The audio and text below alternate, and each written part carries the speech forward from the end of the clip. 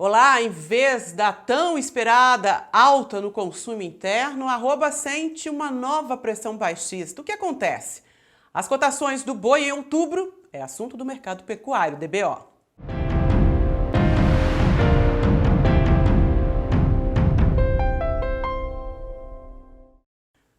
Depois de uma semana de poucos negócios registrados por conta do feriado, a arroba do boi gordo sente a pressão baixista. Em São Paulo, como referência, a arroba do macho terminado comum recua ao R$ 3. O indicador boi gordo CPEA abriu a semana em queda de mais de 3%, registrando a menor cotação para 2022.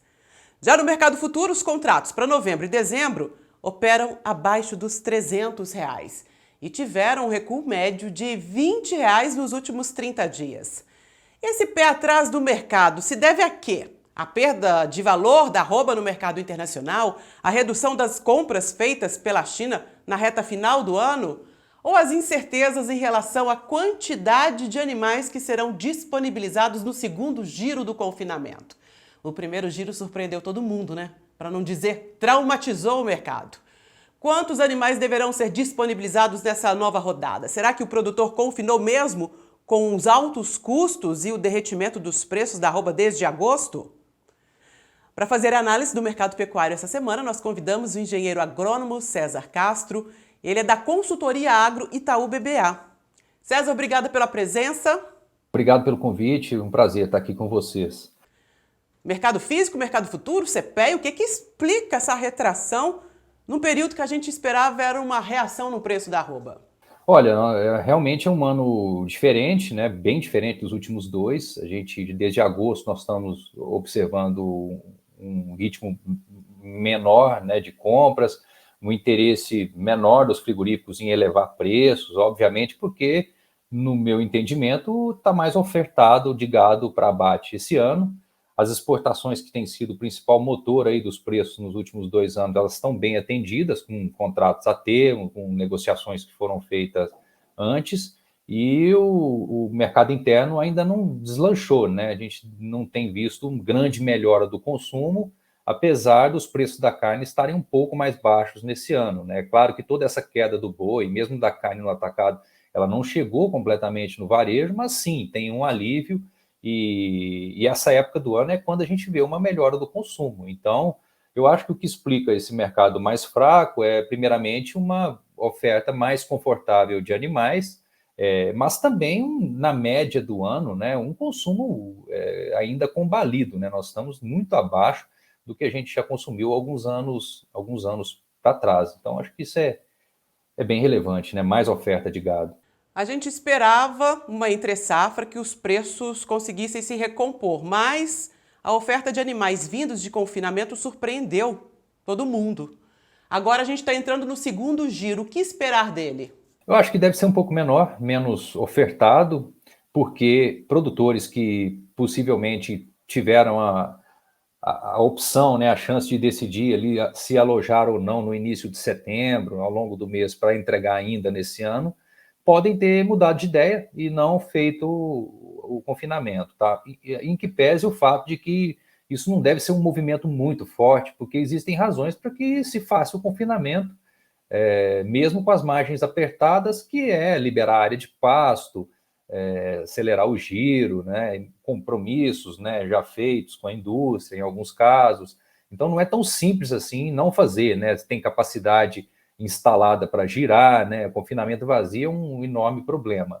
Mas as margens projetadas ali em agosto e em diante já não estavam boas, né? Então, isso pode ter dado uma segurada no potencial de gado que vai ser entregue agora. Então, eu entendo que pode ter algum alívio, mas isso não deve ser o suficiente para mudar completamente o jogo e faltar gado. Acho que não é nada parecido com isso. De modo que dependemos de uma boa demanda agora, né, de uma melhora. Eu acho que tem razões para que a gente veja uma melhora do consumo, porque o final de ano é sempre melhor, e esse ano a gente tem a ajuda da Copa do Mundo, né? Sobretudo se o Brasil avançar, né? Eu acho que tem sim espaço para a gente ver alguma reação, tá, dos preços, mas eu acho que essa janela ela é meio curta, porque depois de 15 de dezembro, né, é um período que já passa esse abastecimento, e já começa a aparecer animais de pasto, né? Esse ano as chuvas não demoraram muito, tem regiões que já está chovendo tem tempo, e a gente vai ter gado de pasto vindo gradualmente para o mercado. Então, isso dificulta também uma alta muito forte. Então, sim, é uma entre-safra pior, né? Mais amarga, mas eu entendo também que, pelo fato do boi magro ter sido mais barato esse ano, os resultados dos confinamentos, eles ainda não são nada parecidos com aquele desastre que a gente viu no ano passado, quando a gente teve o embargo, né, que o boi despencou e a ração estava muito cara e a reposição, né, o gado magro tinha entrado no sistema muito caro. Esse ano a gente viu uma grande mudança de preço de bezerro, né, para menor e também de boi magro. Então isso faz com que também o negócio não seja tão catastrófico assim como a gente viu naquele momento. Mas ainda assim é ruim, tá? O resultado, no melhor cenário, é um 0-0. Em alguns estados que o boi magro foi mais barato, você tem um pequeno resultado aí por cabeça, mas tem lugares também que está negativo. Então é ruim, tá? Não dá para dizer que não é, mas não é aqueles R$ 1.000 por cabeça negativo que a gente viu no ano passado. Quem teve que entregar ali no mês de outubro, né, e estava com o custo feito, foi bem pior a situação. Entre as perguntas que nós recebemos aqui, ainda sobre esse assunto, quem confina sentiu mais a margem apertada em 2022, justamente por esses motivos. Apesar da safra recorde de grãos, os custos se mantiveram altos. E para 2023, o que falar da atividade? No geral, a grande preocupação é se a gente vai ter novo problema com laninha, né? E aí acho que tem que acompanhar. Nós não estamos já descontando nada da safra por conta disso, temos que ver se de fato vai ter problema mesmo. E se não tivermos, nós vamos ter uma bela safra de soja. O mundo, de um modo geral, os balanços de soja e milho são apertados historicamente, mas, né, a safra americana vindo aí mais ou menos, né, sendo colhida dentro do que já é esperado, e principalmente se a gente não tiver uma nova escalada da guerra, né, que aqui eu acho que é central a questão. Se por acaso o corredor logístico, né, de exportação dos grãos do Mar Negro for obstruído, né, se isso acontecer, aí eu acho que os mercados de trigo e milho podem ficar mais estressados lá fora, e aí as condições mudam um pouco, porque a demanda tende a voltar para o Brasil. Mas, em princípio, a gente tem toda a condição de ter uma safra muito boa ano que vem. Isso muda, sim, as condições para melhor aí para quem compra grão. Mas, olha, tem clima, né, no hemisfério sul, Argentina, Paraguai, junto com o Brasil, né, com a região sul, e no meio dessa questão da laninha, né, que temos que acompanhar, e a questão da guerra, que eu acho que é imponderável, né, não dá para dizer que tudo está caminhando para melhor, a gente está vendo uma volta agora das tensões em função desse risco, dessa incerteza, se o corredor vai continuar acontecendo, e se a logística travar lá, complica muito, né? A gente recebe outras perguntas aqui. O Leonardo Ferraz pergunta: por que o boi gordo está nessa situação? Tem a ver com as eleições? Eu acho que não tem nada a ver com eleições, tem a ver com mais oferta, né? Esse ano está mais ofertado, então a força está mais na mão da indústria e, obviamente, o produtor sofre quando fica mais fácil comprar gado. Então, acho que isso é bem importante. E a outra pergunta é do Walter Pinto de Souza, de Goiás. Em novembro, o valor da arroba vai melhorar depois que passar o pleito? Se melhora em novembro? Melhora, eu acho que sim, né? Justamente por essa questão de alguma redução do volume de gado confinado, que eu acho que pode ter um pouco de desestímulo, e também por conta da demanda, que é melhor, e junto com Copa. Então, acho que sim, as forças são para... Ficarei muito surpreso se o boi não subir ou até cair mais, tá?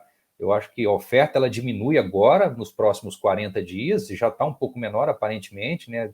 Alguns dados aí de escalas já estão mostrando que está diminuindo, e o consumo normalmente ele reage um pouco. Lembrando que a carne esse ano está mais barata, né, do que o ano passado, bem mais barata no caso do traseiro. Então a gente tem condições melhores de consumo, isso ajuda na sustentação dos preços.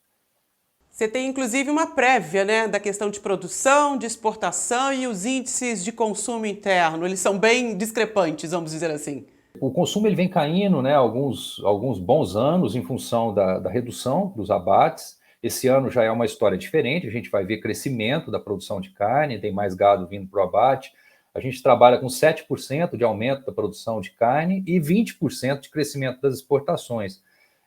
E isso vai permitir, né, um pequeno crescimento do consumo aparente, né, derivado das duas coisas, a produção menos a exportação, mais a importação, que é pouquinho, né, volume, vai dar um crescimento aí, talvez de 1,5%, a gente estima, se ficar nesses níveis, né, não tivermos nenhuma uma surpresa aí de exportação e nem com a produção, né? Obviamente é uma estimativa, a gente não tem muita precisão dos dados de produção, né? De abates muito em curto prazo, mas é mais do que claro e bem nítido que o ano está mais ofertado. Então, é um início de uma melhora do consumo, mas de um nível muito baixo, né? Nós estamos falando aí de 24,5 quilos, né, por habitante, é muito pouco, né? Se eu não me engano, a gente já consumiu 35, até mais que isso. Então, é um início de uma reação que deve continuar no ano que vem, dado que a gente deve ter mais oferta.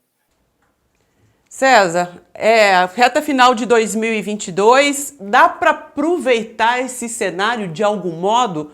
O pecuarista que é mais estrategista, como é que ele pode planejar o negócio dele com essa situação, uma arroba mais barata, um boi magro mais barato, pensando aí para 2023, 2024, no futuro? Qual que é a estratégia?